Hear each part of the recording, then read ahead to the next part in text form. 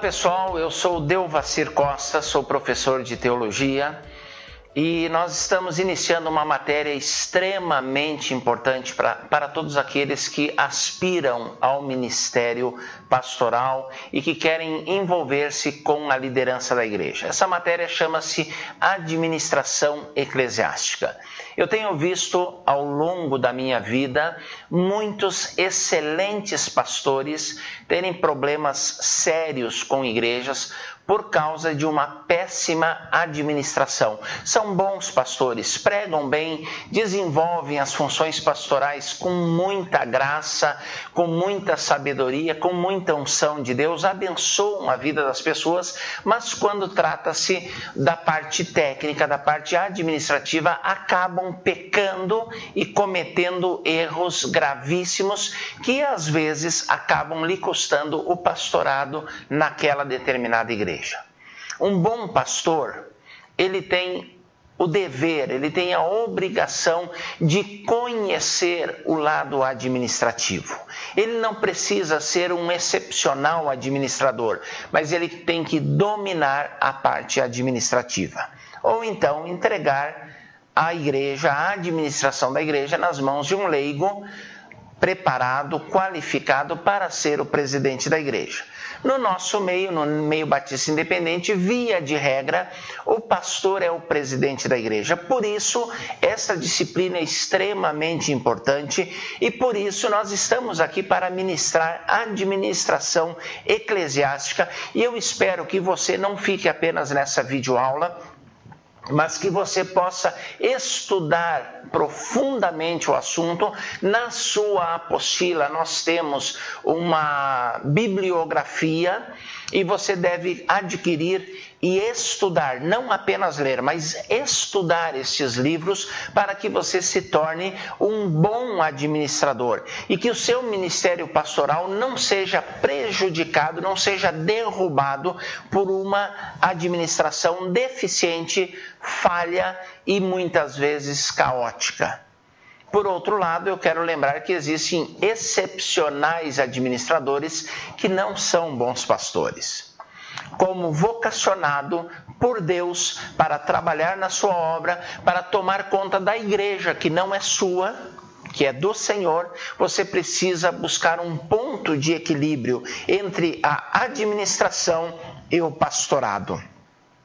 Pastorado é uma coisa, administração é outra. E você precisa buscar um ponto de equilíbrio. Ser um pastor segundo o coração de Deus, mas ser um bom administrador segundo as normas, as técnicas e as leis dos homens. Só assim você conseguirá desempenhar o ministério com excelência. Os pastores com excelência, eles não são apenas bons pastores, eles são bons administradores. Os pastores com excelência não são apenas bons administradores, também são bons pastores. E é o que eu espero e é por isso que nós estamos aqui ministrando essa aula, para que você alcance a excelência ministerial, tendo uma capacitação plena para o pastorado e para a administração eclesiástica. Essa matéria, partindo dos princípios básicos da administração geral, ela visa oferecer recursos para uma administração eficaz da igreja local, da igreja que você pastoreia ou que você irá pastorear. Planejamento e ação e avaliação da ação pastoral são muito importantes. Planeje e faça uma avaliação periódica de tudo aquilo que você está fazendo como pastor e principalmente como administrador. Implemente estruturas organizacionais, funcionais. Existem igrejas, eu vou falar sobre isso mais à frente, existem igrejas cuja máquina administrativa é extremamente pesada e não é funcional. Essas organizações, elas estão nos diferentes níveis de atuação pastoral para ajudar, para impulsionar o trabalho pastoral com o envolvimento dos membros da igreja, dos leigos, na atividade administrativa e também nas lides ministeriais. nosso conteúdo programático, nós estaremos trabalhando com os seguintes temas: a importância da matéria, já falei um pouquinho sobre isso, vou falar um pouco mais ainda, a igreja e as leis. A igreja como pessoa jurídica, como personalidade jurídica, ela está debaixo das leis humanas. Aquela ideia espiritualizada de que Deus é o Senhor da igreja e as leis não têm nada a ver, é totalmente equivocada. Nós estamos em uma nação regida por leis e como igreja, dentro deste país, dentro desse contexto, nós temos a obrigação de nos submetermos às leis nacionais e constitucionais. Nós temos a igreja e seus departamentos. Quais são os departamentos? É aquilo que eu falei de estrutura funcional. Nós precisamos trabalhar com uma igreja leve e que funcione. As assembleias administrativas, elas devem existir? Não devem? Qual é o período, a periodicidade dessas assembleias administrativas e como elas funcionam? Para que elas existem? Nós falaremos sobre a agenda pastoral e os calendários da igreja como um todo, falaremos sobre o orçamento e caixa, que é muito importante, e depois teremos alguns assuntos diversos para que a gente discuta também. Os objetivos dessa disciplina, quais são? Por que nós estamos ministrando? Nós queremos ajudar o aluno a conhecer alguns princípios básicos da administração. O que é fundamental, o que é básico? Eu não vou tornar você um administrador de empresas. Para isso, existe uma faculdade, existe um curso de nível universitário, de nível de graduação, chamado Administração de Empresas. Excelente, mas não é o que nós vamos fazer, nós vamos apenas arranhar a superfície desse contexto todo de administração. Instruir sobre leis e normas que regem uma igreja, quais são, existem, tem gente que nem sabe que existe, quais são, o que fazer. E nós temos como objetivo capacitar o aluno para administrar uma igreja gerindo os seus negócios. Os negócios da igreja não são apenas negócios do reino. Esta é a prioridade. Este é o fundamental. Mas nós temos negócios humanos, legais, que nós precisamos gerir como pastores e líderes da igreja do Senhor. Esses são os objetivos da nossa disciplina. As exigências da matéria e a avaliação, a forma de avaliação. Quais são as exigências? Além de assistir essas videoaulas, você terá que participar em todas as aulas do módulo aí na sua igreja, onde você está matriculado, onde o Seminário Teológico Batista Independente do Paraná envia mensalmente os seus professores por ele escolhido e por ele, Seminário Batista Independente, qualificados para ministrar as aulas. Então você tem que assistir todas as aulas. Não adianta você assistir a videoaula, você tem que participar da aula com o professor presente. Você tem a possibilidade de tirar as suas dúvidas, de debater, de conversar e de ter um aprendizado muito maior. O estudo da apostila. Você recebe essa apostila com 1 mês de antecedência antes da aula, então você deve estudar, não é apenas ler. Você pode fazer uma leitura de uma apostila dessa em meia hora, 40 minutos. Isso não é o suficiente. Você tem que ler, estudar, rabiscar, eu vou usar esse termo, rabiscar, fazer as suas anotações e, repito mais uma vez, estudar a bibliografia que está aqui, que é recomendada. A avaliação dessa disciplina será uma prova que você vai fazer aí no núcleo onde você está matriculado, e na própria apostila existe um trabalho acadêmico que é exigido. Aqui na apostila tem todas as orientações sobre esse trabalho acadêmico. Você vai fazer o trabalho e entregar para o professor. A soma e divisão dessas duas avaliações vai dar a sua média, que com a média 7 você será aprovado. Menos do que isso, você terá que fazer um trabalho complementar para alcançar a média mínima exigida pelo Seminário Teológico Batista Independente do Paraná. Qual é a importância da matéria? A administração eclesiástica é importante? Sim. Nós já vivemos, e infelizmente em alguns grupos denominacionais, ainda existe um grupo de pessoas que acha que tudo é dirigido pelo Espírito Santo.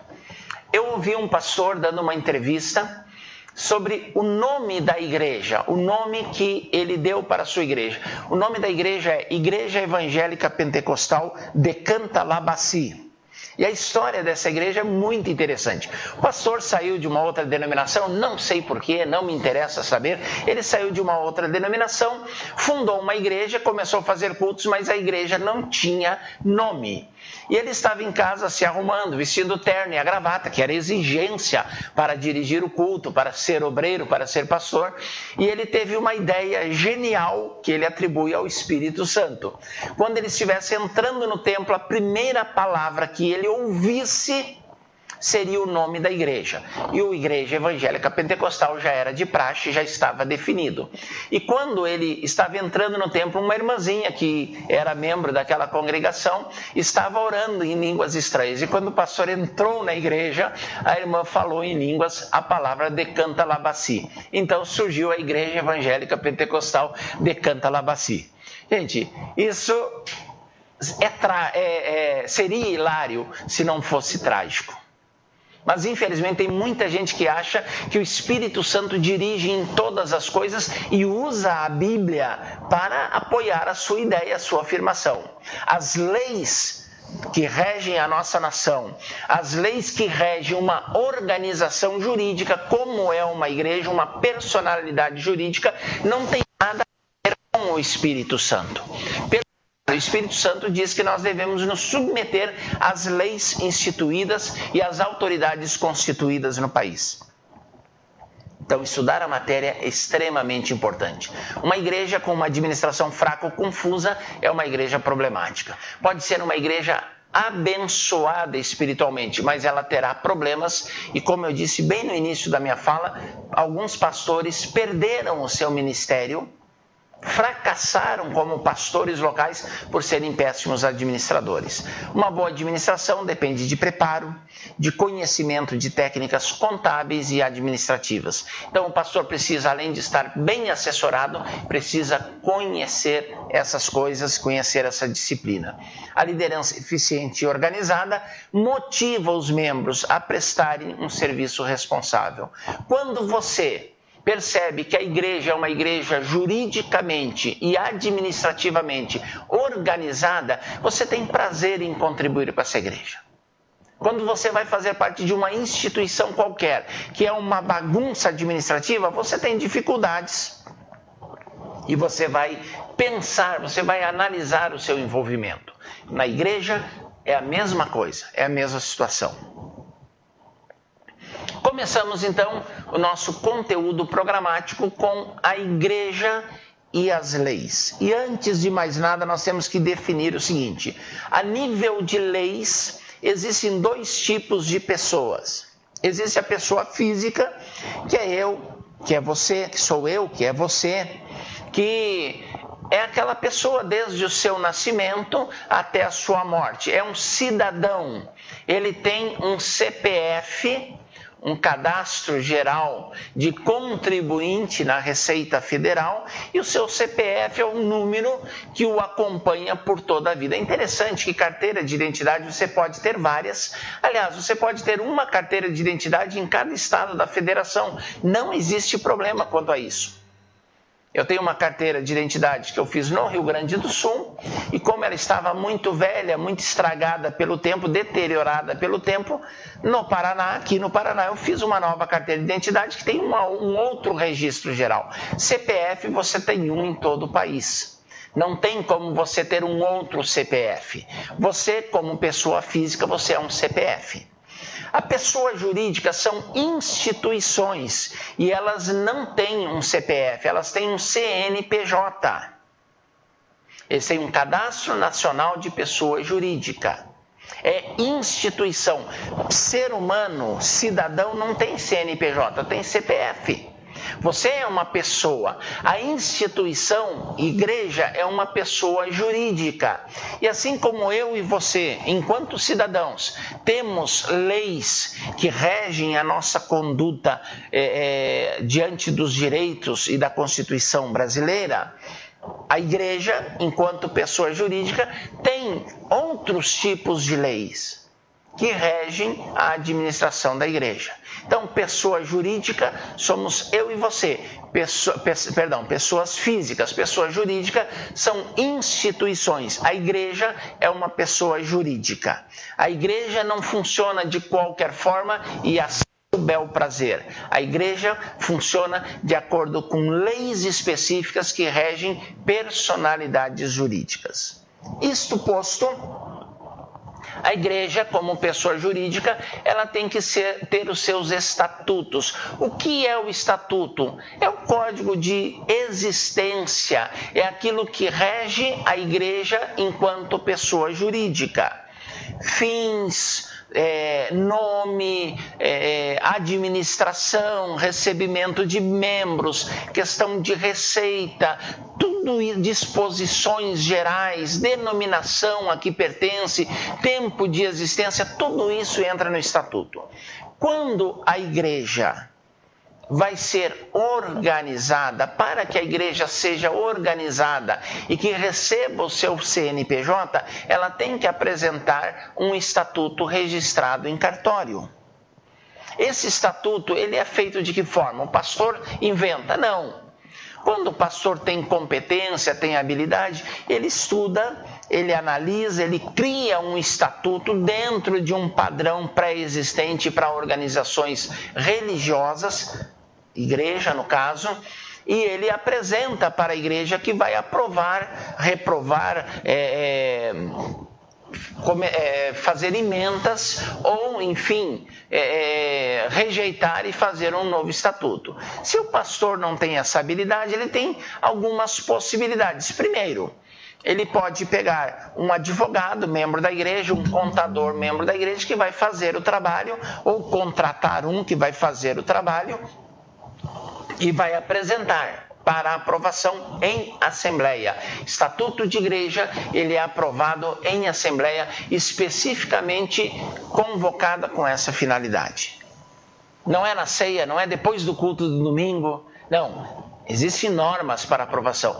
Caso o pastor não queira isso, ele pode formar uma comissão de membros da igreja e essa comissão vai estudar, vai analisar e vai fazer um projeto de estatuto.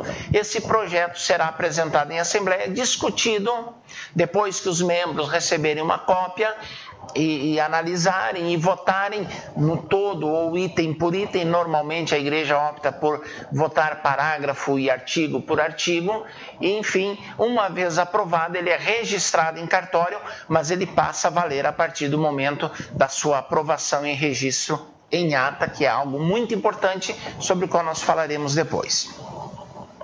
Além do estatuto, a igreja pode optar, e a maioria das igrejas faz a opção por um regimento interno. O que é o regimento interno? O regimento interno são todos aqueles trâmites e normas legais de uma igreja que não entram no estatuto por não ser finalidade e para não tornar o estatuto muito longo, muito extenso.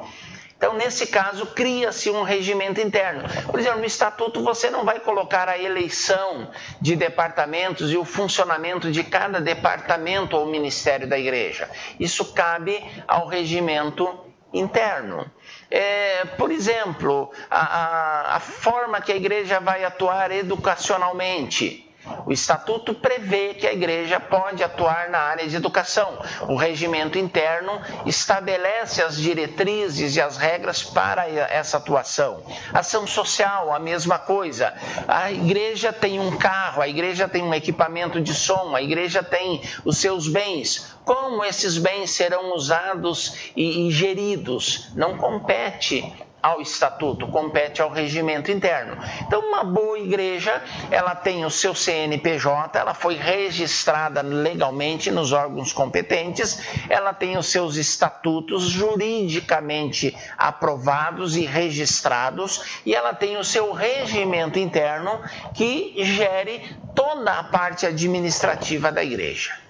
A igreja é obrigada, por lei, a fazer a declaração anual de imposto de renda.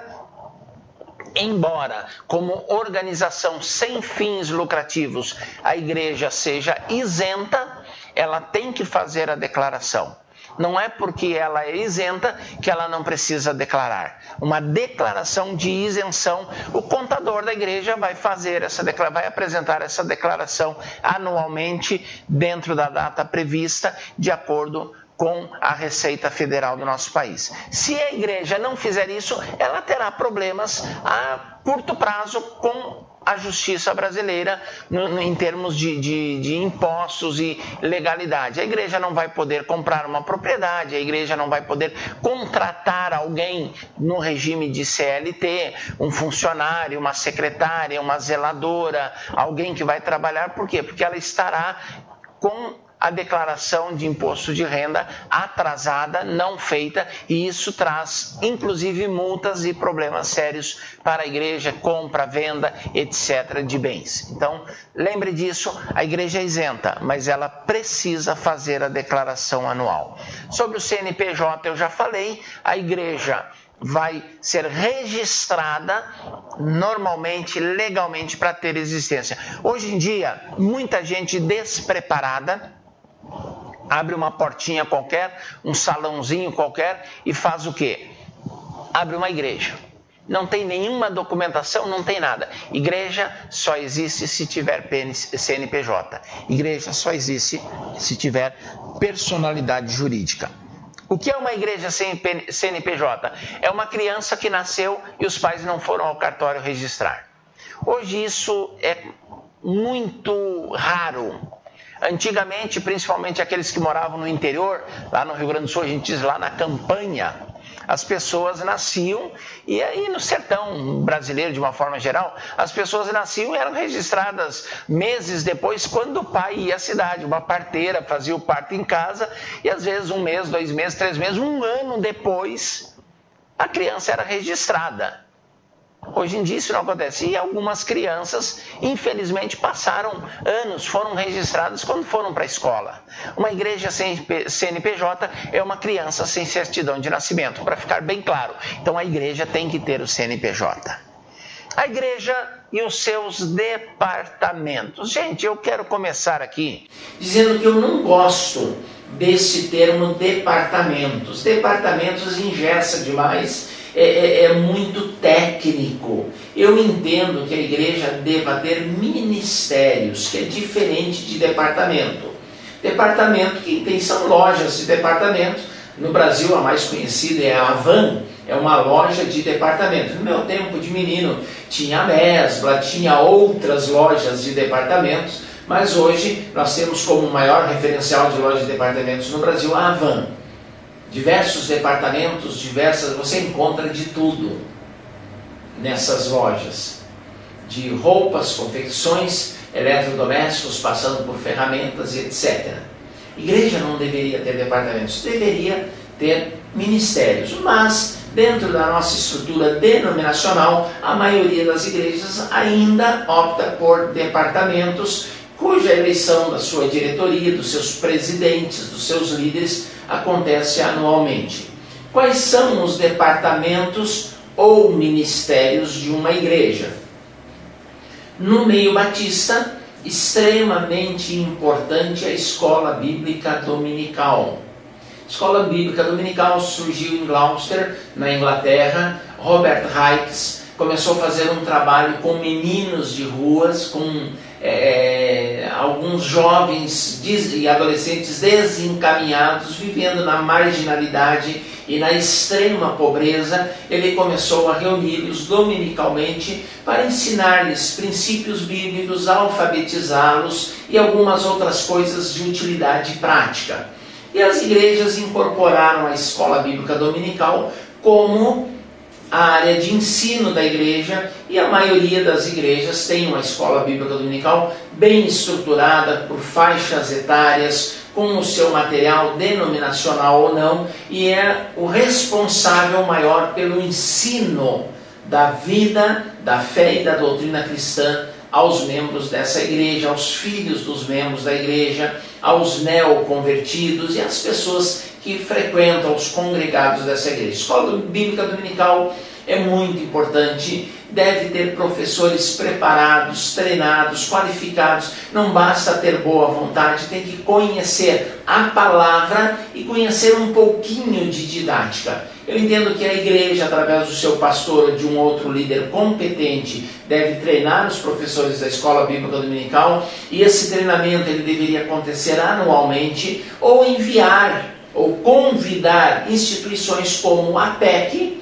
que é uma instituição muito conhecida e de excelente credibilidade no nosso país, para fazer o treinamento dos seus professores. O professor de escola dominical tem que ser treinado, qualificado para a função e para a faixa etária na qual ele está atuando. Então, a escola bíblica dominical é um departamento extremamente importante e funcional, ou um ministério, como eu prefiro. Depois nós temos o departamento ou ministério de jovens, quando eles estarão desenvolvendo uma programação eclesiástica, litúrgica, mais ao nível dos jovens, as músicas, o treinamento, enfim, de uma forma geral, tudo que acontece no culto de ser liderado por um jovem, deve ser presidido por um jovem, ou uma pessoa com uma mentalidade muito jovem, muito contemporânea, guardando os princípios bíblicos, mas uma pessoa ativa, dinâmica e que envolva os jovens e adolescentes no trabalho que deve ser feito. Departamento de jovens é outro. Departamento feminino normalmente é o que melhor funciona em todas as igrejas. As mulheres trabalham e trabalham muito. As mulheres fazem almoço, fazem bazar, as mulheres atuam na oração, na intercessão, na manutenção de missionários, enfim, uma série de coisas. E via de regra as mulheres não dão muito trabalho para o pastor como departamento. É um departamento altamente funcional. Deve ter objetivos bem claros, bem definidos e, logicamente, tem que ser presidido por uma mulher e não necessariamente pela esposa do pastor. Qualquer mulher competente pode ser eleita presidente ou líder do departamento ou ministério feminino, e esse ministério, eu repito, é uma bênção na maioria, na absoluta maioria das igrejas. Depois nós temos o departamento masculino, no meio batista independente, DOB, Departamento de Homens Batistas Independentes, que em raras igrejas funciona bem. Por quê? Porque o DOB nunca tem, ou na maioria das vezes não tem, um objetivo claro. Porque as mulheres se reúnem e vamos reunir os homens. Para quê? Para mais um culto? Não funciona.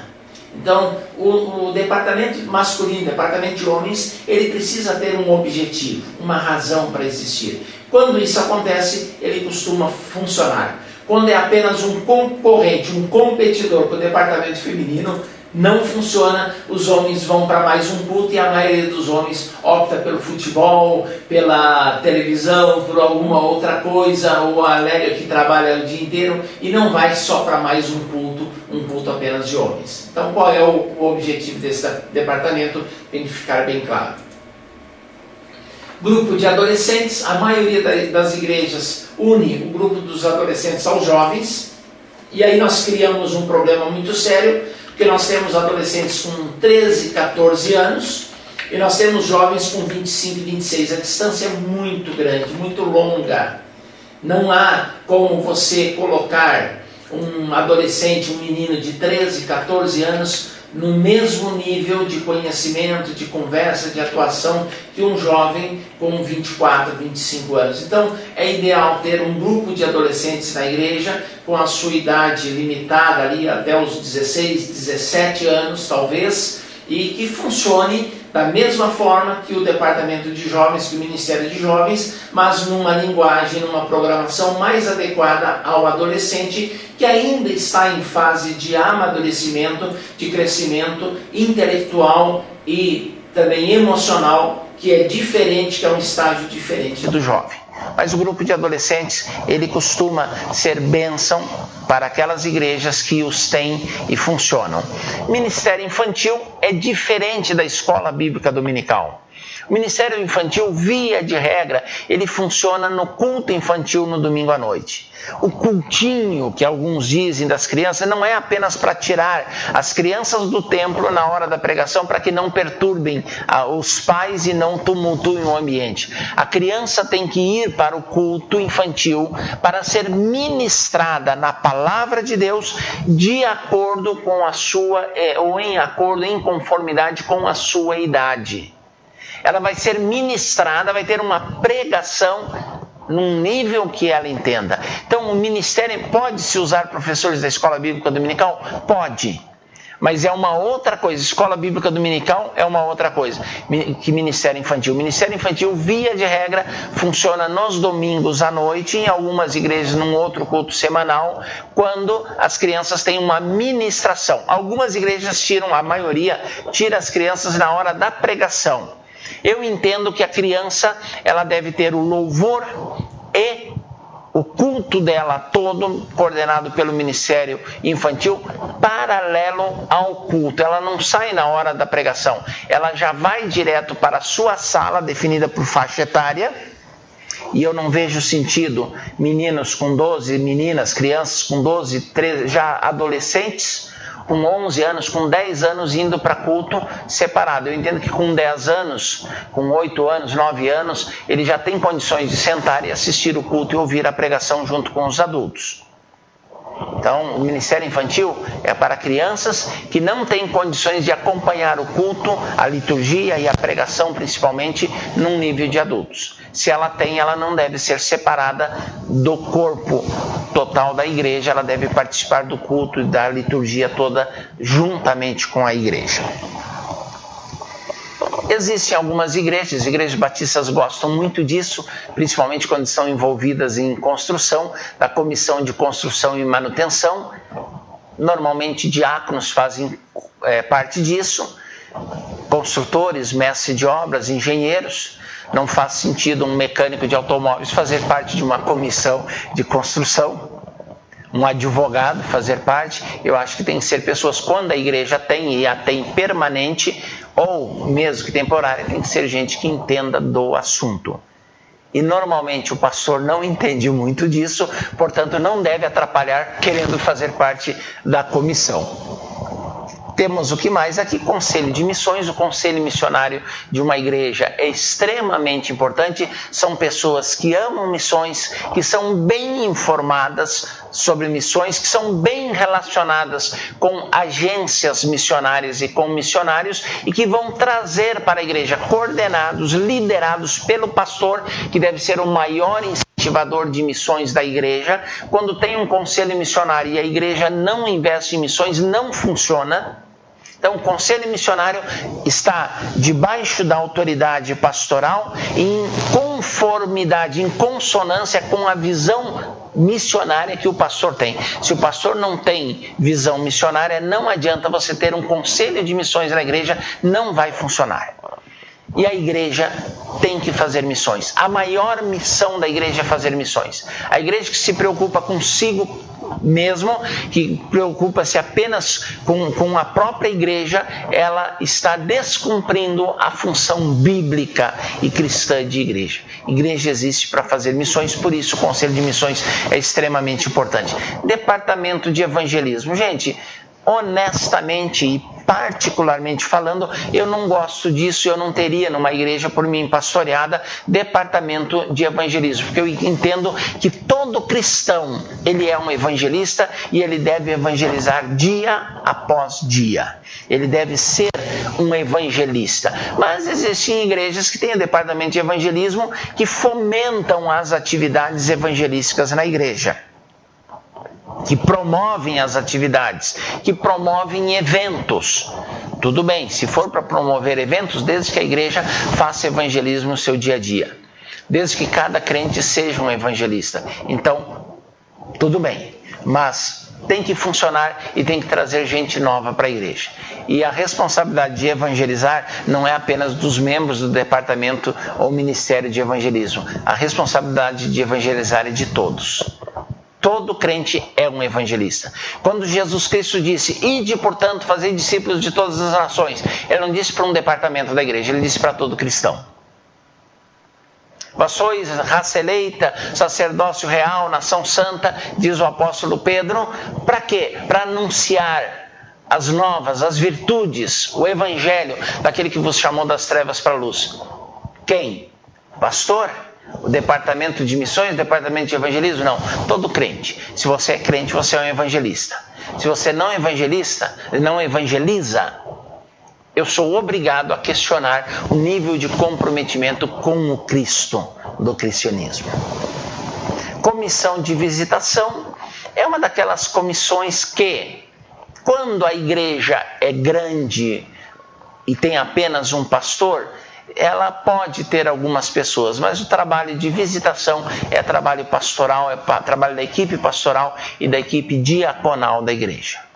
Você eleger pessoas que vão visitar. E outra coisa, eu acho que a igreja que vive em unidade, que vive em comunhão, a igreja que quer ser a igreja apostólica, a igreja de Atos, a igreja primitiva, ela deve ter o hábito de visitar-se mutuamente. Os crentes viverem em comunhão no partir do pão, comer juntos, fazer um junta-panelas de vez em quando. Não é só aquela panelinha, não é junta-panelinha. É junta panelas, é você ir na casa do irmão, levar alguma coisa, fazer uma refeição com ele, mas que isso seja uma prática usual de toda a igreja, sem preferências ou sem grupinho hermeticamente fechado. Você até pode ser uma panelinha na igreja, mas não seja uma panelinha com tampa. Seja uma panelinha aberta para que outras pessoas possam participar. Então essa comissão aqui faz parte do nosso conteúdo programático, faz parte da nossa disciplina, mas eu acho que deve ser uma coisa assim vista com muito cuidado e não deve substituir o trabalho pastoral. Quem cuida da ovelha não é a ovelha, é o pastor. Quem cuida do rebanho é o pastor. Então, o pastor elege uma comissão de visitação e fica no gabinete. Pastor tem que ter cheiro de ovelha, não cheiro de escritório. Eu acho que a coisa é mais ou menos por aí. Comissão de visitação, departamento de educação cristã é o que vai treinar obreiros, que vai treinar líderes em consonância com a escola bíblica dominical, mas não necessariamente o mesmo. Departamento de música, quando a igreja tem músicos competentes, não é apenas a equipe de louvor, não são apenas os que cantam e tocam, mas também deveria esse departamento de música, deveria ensinar membros da igreja que têm vontade tanto a tocar um instrumento como técnicas vocais, ensinar os crentes na área, educar e treinar, formar os crentes na área de música. Assistência social, para mim, deve ser, não é apenas um departamento, é a função primordial do diácono. Servir as mesas em Atos não é distribuir os elementos da Santa Ceia, é pegar a cesta básica e levar para o órfão, para a viúva, para o necessitado. Assistência social, biblicamente falando, é função do diácono.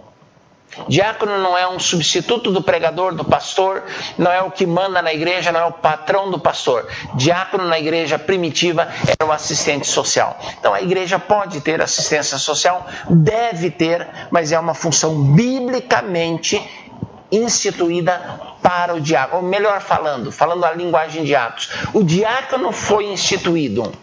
O diaconato, o ministério diaconal, foi instituído para cuidar da assistência social. Se você é diácono e não cuida da assistência social da igreja, peça exoneração da sua função, porque você não é diácono à luz da palavra de Deus. Os departamentos são esses, nós temos muitas outras coisas para falar dentro do assunto, mas isso aqui é o básico, é o fundamental. Nós vamos fazer uma pausa e voltamos numa outra videoaula com a continuação da matéria. Releia a sua apostila, reveja esse vídeo e capte o máximo que você puder para que você seja um excelente pastor, ministerialmente e administrativamente falando. Muito obrigado pela sua atenção até esse momento.